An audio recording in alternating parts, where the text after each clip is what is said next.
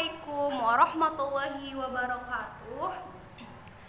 Gimana kabarnya anak-anak? Insya Allah pertemuan kali ini Bu Dahlia mau membagikan cerita nih. Siapa yang mau dengar cerita? Ya, Bu Dahlia mau membagikan cerita tentang salah satu kisah wanita solehah yang bernama Siti Masyiatoh. Nah, Siti Masyiatoh ini adalah wanita yang sangat dimuliakan oleh Allah karena dia adalah salah satu muslimah atau sahabat yang memegang teguh kebenarannya dan keimanannya kepada Allah Subhanahu wa taala. Nah, kisah yang sangat menginspirasi buat kehidupan anak-anak. Siti Masyiatoh ini adalah wanita yang hidup pada zaman Firaun dan sekaligus pembantu anak-anaknya yang mengurus anak-anaknya Firaun. Dan tahu nggak teman-teman, Siti Masyiatoh juga diam-diam beriman dan mengikuti ajaran Nabi Musa alaihissalam dan mengimani apa yang diajarkan di dalam kitab Taurat yang diwahyukan kepada Nabi Musa alaihissalam lewat malaikat Jibril. Jadi gini ceritanya. Pada suatu ketika Nabi Muhammad SAW sedang melakukan perjalanan Isra Mi'raj bersama malaikat Jibril.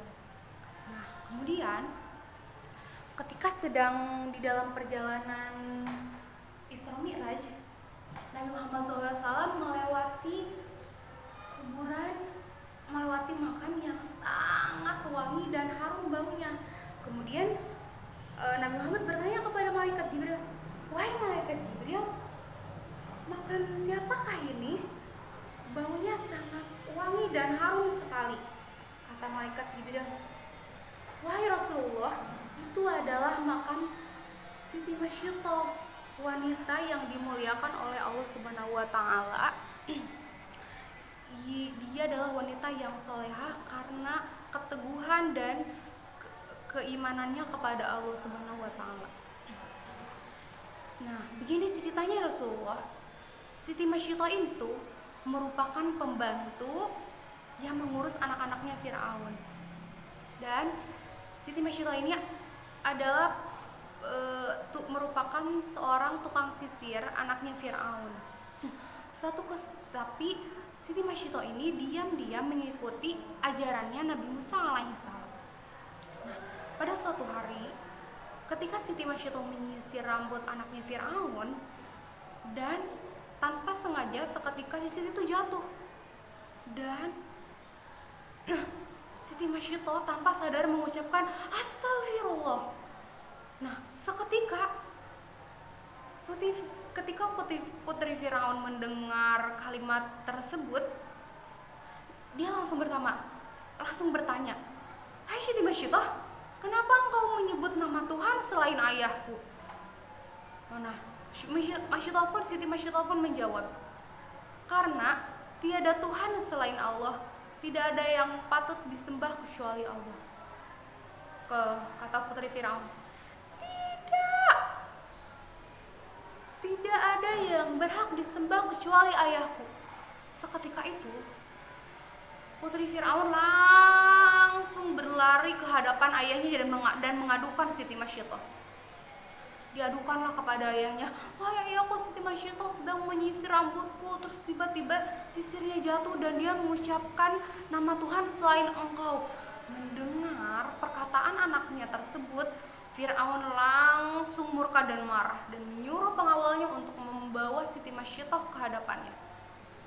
Ketika Firaun langsung berhadapan dengan Siti Masyiatoh, Firaun pun langsung bertanya kepada Siti Masyiatoh, "Ya Siti Masyiatoh, apa benar engkau menyembah selain aku?" Siti Masyiatoh pun menjawab tanpa keraguan, "Iya, benar. Aku hanya menyembah Allah karena tidak ada Tuhan yang patut disembah kecuali Allah." Nah, kemudian mendengar jawaban tersebut, Firaun langsung marah dan kesal. Dia pun langsung mengajak Siti Masyiatoh untuk menyembahnya. "Kemari Siti Masyiatoh, sembahlah aku, tidak ada yang berhak disembah menyembah kecuali aku. Tapi apa yang terjadi teman-teman? Nah, Siti Masyidah itu tetap teguh. Siti Masyidah itu tetap teguh dengan pendiriannya, dengan keimanannya, dan tetap menyembah Allah dan tidak mau menyembah Firaun. Firaun pun sudah tidak bisa menahan emosinya, dan Firaun langsung murka. Dia pun menyuruh pengawalnya untuk membawa keluarganya, suaminya, anak pertamanya yang sudah besar, dan satu anaknya yang masih bayi, yang masih digendong. Nah, kemudian mereka satu keluarga disuruhlah menyembah Firaun. Tapi tetap saja mereka tidak mau menyembah Firaun. Mereka tetap dengan teguh mengatakan, kami hanya menyembah Allah, tiada Tuhan selain Allah.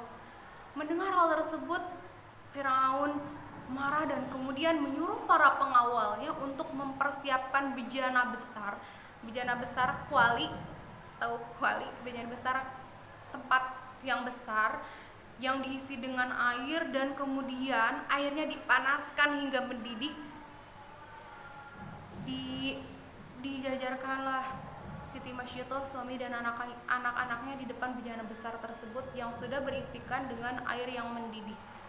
Nah, Firaun kemudian kembali bertanya dan memberikan pilihan. Kata Firaun,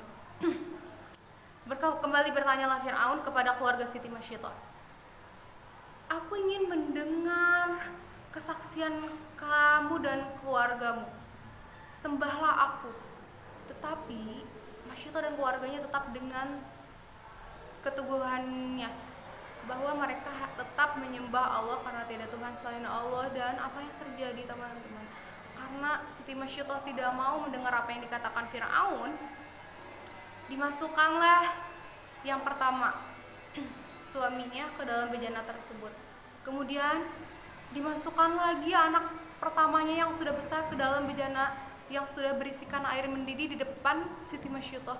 Kemudian Siti Masyidah menangis berderayan air mata melihat anaknya dimasukkan ke dalam bejana tersebut. Dia tidak tega melihat anaknya dimasukkan ke dalam kuali besar yang berisikan air mendidih, dan dia tidak tega melihatnya dan terus menangis. Karena Siti Masyidah merasa kasihan melihat anaknya yang dimasukkan ke dalam kuali yang berisikan air mendidih. Kemudian Firaun kembali bertanya dan memberikan pilihan kepada Siti Masyidah.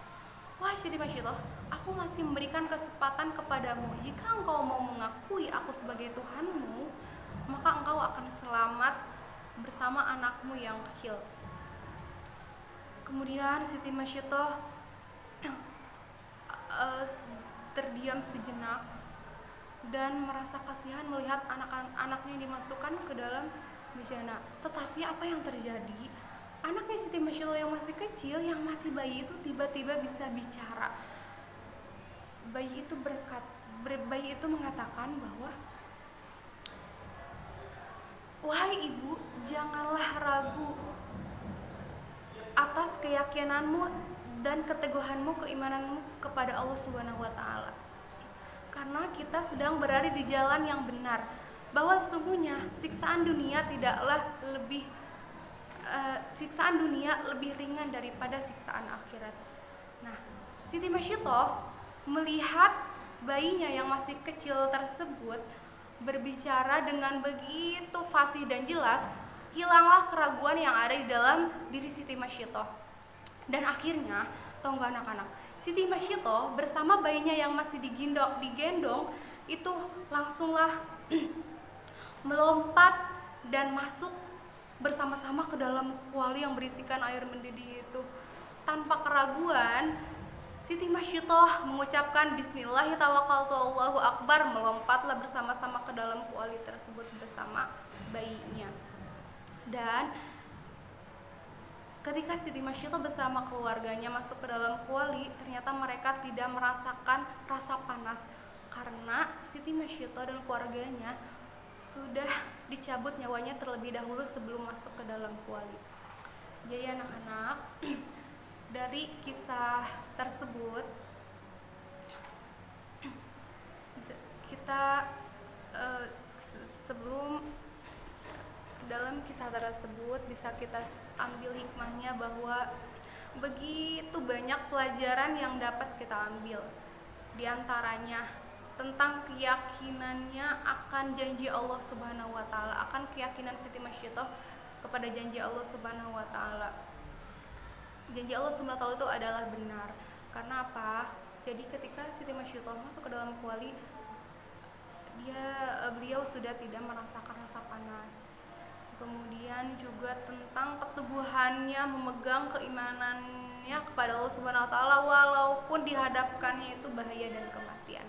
Semoga teman-teman bisa mengambil hikmah dari cerita kali ini. Wassalamualaikum warahmatullahi wabarakatuh.